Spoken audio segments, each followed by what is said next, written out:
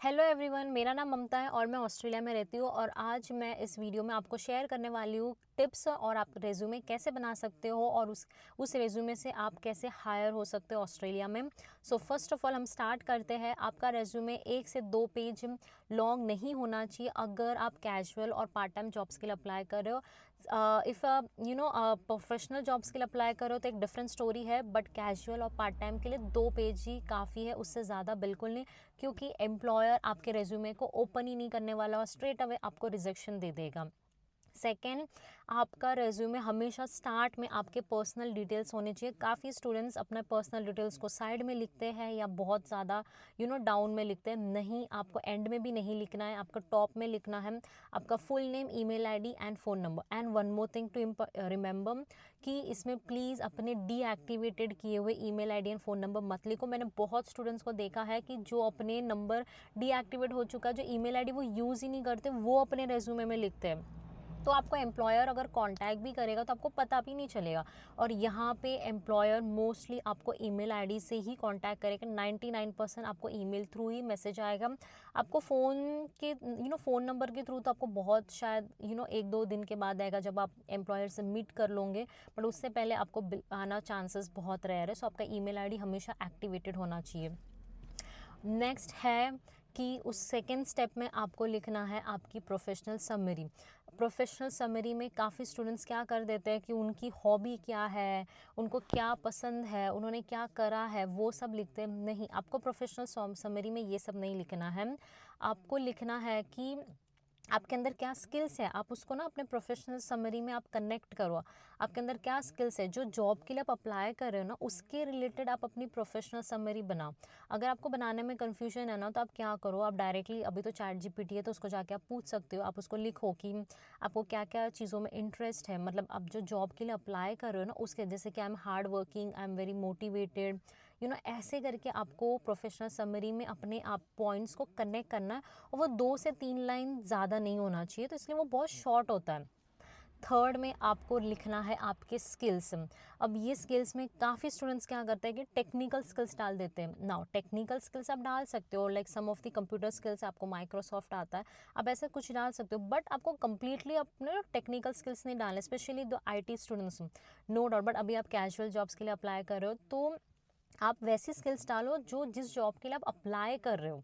जैसे कि आप वेयर हाउस के लिए अप्लाई कर रहे हो तो आप वैसे जॉब्स डालो कि आप पर्टिकुलर वेट लिफ्ट कर सकते हो, आप कंफर्टेबल हो लॉन्ग टाइम स्टैंडिंग के लिए। ऐसे सब वेयर हाउस की स्किल्स, रेस्टोरेंट्स की स्किल्स, ये सब आपको स्किल्स नहीं पता है तो आप गूगल कर दो, आपको बहुत सारी स्किल्स आ जाएगी। उसमें से आप कोई भी स्किल्स लिख सकते हो जो आपका प्रेफरेंस है। प्लीज़ वो स्किल्स ऐड करो और उसको आप थर्ड स्टेज में रखो, बिकॉज एम्प्लॉयर की नज़र तुरंत उस पर पड़ेगी और वो हायर करेगा आपको। काफ़ी स्टूडेंट्स क्या करते हैं, एकदम एंड में लिखते हैं और एम्प्लॉयर की नज़र भी नहीं पड़ती।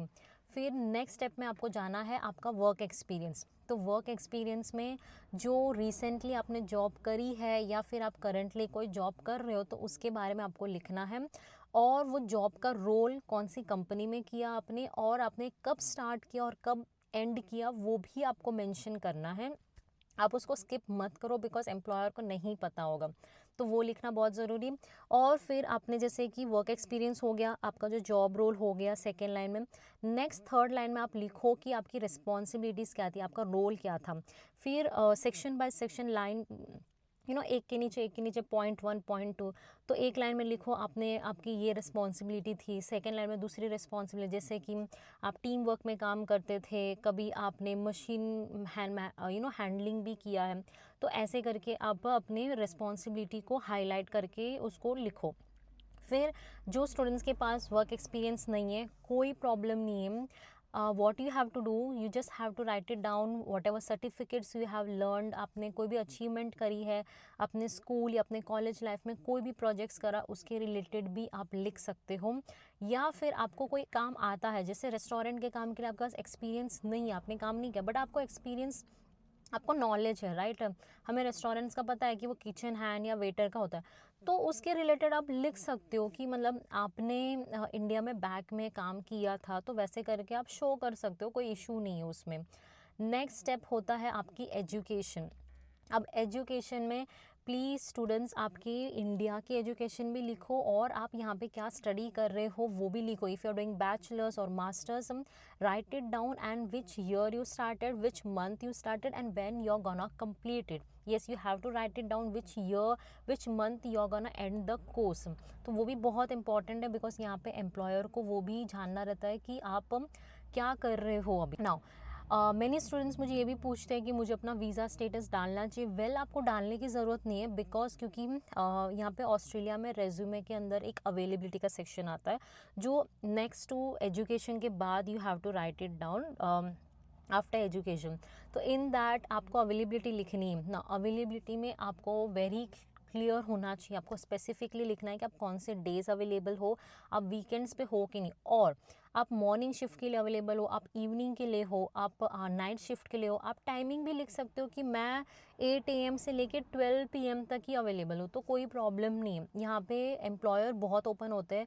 All they want that you are genuine and honest and you are saying the truth that you are gonna available in this particular date. क्योंकि वो टाइम पे आपको एडजस्ट कर लेंगे. सेकंड, उनके नेक्स्ट शिफ्ट के लिए समवन किसी और को हायर कर ले. बट अगर आप अपनी अवेलेबिलिटी नहीं बताते हो ना, तो यहाँ पे ऑस्ट्रेलिया में I don't know but employer आपके रेज्यूमे को देखेगा भी नहीं. मेरे साथ ऐसे हुआ था. मैंने अवेलेबिलिटी नहीं डाली थी क्योंकि मुझे स्टार्टिंग में बिल्कुल नहीं पता था, मुझे कोई भी हायर नहीं कर रहा था. Then someone told me, I did little bit of research, तब मुझे पता चला. मुझे एक यहाँ पे ऑस्ट्रेलियन ने भी बोला कि तेरा रेज्यूमे अच्छा है बट तेरी अवेलेबिलिटी क्या है, हम तुझे कैसे हायर कर सकते हैं. ऑस्ट्रेलिया में अवेलेबिलिटी बहुत मैटर करती है क्योंकि यहाँ पे बहुत शिफ्ट चलती रहती है. मॉर्निंग शिफ्ट भी होती है, नाइट भी होती है, आफ्टरनून शिफ्ट भी होती है. हाँ, तो यहाँ पे हर 2 घंटे के बाद न्यू शिफ्ट आती रहती है. मतलब वेयर हाउस में आप कहीं पे भी काम करोगे ना तो आपको पता चलेगा. इसलिए अपनी अवेलेबिलिटी डाल दो तो आपको वीज़ा स्टेटस डालने की ज़रूरत नहीं है. नेक्स्ट आपको डालना है अपने रेज्यूमे में कि आपका रेज्यूमे बहुत क्लीन फॉर्मेट का होना चाहिए. ज़्यादा एडिटिंग मत करो, बहुत सिंपल रखो, बहुत क्लियर रखो. जैसे मैंने बताया था कि ज़्यादा सेक्शंस करने की अवॉइड करो प्लीज़, उससे कोई डिफरेंसेस नहीं आता है. आपको लग रहा होगा कि मेरा रेज्यूमे बहुत भरा भरा सा लग रहा है, नहीं. अभी तक मैंने काफ़ी कैजुअल जॉब्स भी मैंने चेंज करी और मैंने सब में अपना रेज्यूमे का फॉर्मेट बहुत सिंपल रखा है. अपना पर्सनल डिटेल्स वेरी सिंपल, मेरा फुल नाम, फिर मैंने अपना ईमेल आईडी वो सब रखा, फिर प्रोफेशनल समरी रखा. देन उसके बाद मैंने अपनी टेक्निकल स्किल्स या फिर नॉर्मल स्किल्स मैंने लिखी, फिर अपना वर्क एक्सपीरियंस, एजुकेशन एंड मेरी अवेलेबिलिटी. अब अवेलेबिलिटी के बाद if you want to add तो आप कोई भी सर्टिफिकेट्स अपने ऐड कर सकते हो, या फिर कोई हॉबी भी ऐड कर सकते हो. नॉट अ प्रॉब्लम, आप कर सकते हो, हॉबी भी ऐड कर सकते हो. या फिर यहाँ पे कोई आपने सर्टिफिकेट लिया है वर्क रिलेटेड तो वो भी आप ऐड कर सकते हो, उसमें भी कोई प्रॉब्लम नहीं है. बट मैंने जो अवेलेबिलिटी, वर्क एक्सपीरियंस के रिलेटेड ये जितने भी आपको बताएं, पर्सनल डिटेल हमेशा टॉप रहने चाहिए, यही बहुत इंपॉर्टेंट है. इसी को आप फॉलो करो और ट्राई करो कि 2 पेज से लॉन्ग बिल्कुल भी आपका रेज्यूमे ना हो, अदरवाइज़ वो आपका देखेगा भी नहीं. बहुत से स्टूडेंट्स अब मुझे ये पूछ रहे होंगे कि जॉब्स अप्लाई कैसे करनी है. तो ऑस्ट्रेलिया में आप जॉब्स को आपको क्या करना है कि आप seek.com पे जा सकते हो. सीक पे आपको जॉब्स मिलेगी नहीं डेफिनेटली, बहुत से स्टूडेंट्स को नहीं मिलती, मुझे आज तक नहीं मिली. बट आपको सीक पे जाके क्या करना है कि वहाँ पे आपको जॉब जाके देखना है कि जॉब्स कहाँ कहाँ अवेलेबल हुई है. अपने लोकेशन के नियर टू लोकेशन के हिसाब से आप उनको सर्च करो, नोट डाउन करो और देखो कि आप वहाँ पे ट्रैवल कर सकते हो और फिज़िकली आप वहाँ पे विज़िट करके अपना रिज्यूमे दो तो आपको हायरिंग वो लोग कर लेंगे.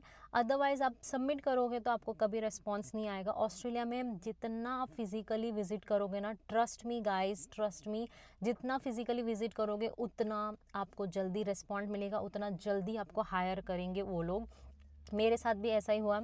मैंने बहुत से रेज्यूमे बहुत सारे ऐप्स पे डाले. यहाँ पे ऑस्ट्रेलिया में आपको सीक, इंडीड आपको मिल जाएगा, ज़ोरा करके एक ऐप है जहाँ पे बहुत सारी कैजुअल जॉब्स होती है. सीक से भी ज़्यादा ज़ोरा ऐप करके आपको कैजुअल जॉब्स होती है, वहाँ पे आपको बहुत मिल जाती है. बस आप उनके वहाँ पे लोकेशन पे पहुँच के आप ट्राई करो कि आप फिज़िकली दो.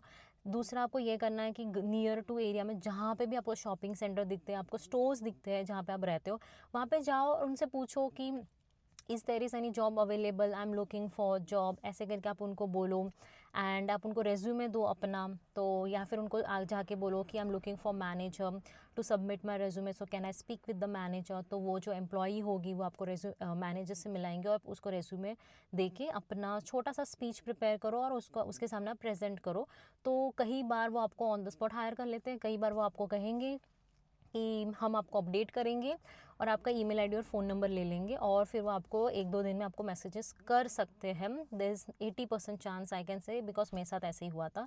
सो this is the tips and the process. आपको रेज्यूमे बनाना है। Now save this video and follow for me and subscribe करो ताकि ऐसे ही आपको वीडियोस मिलती रहे।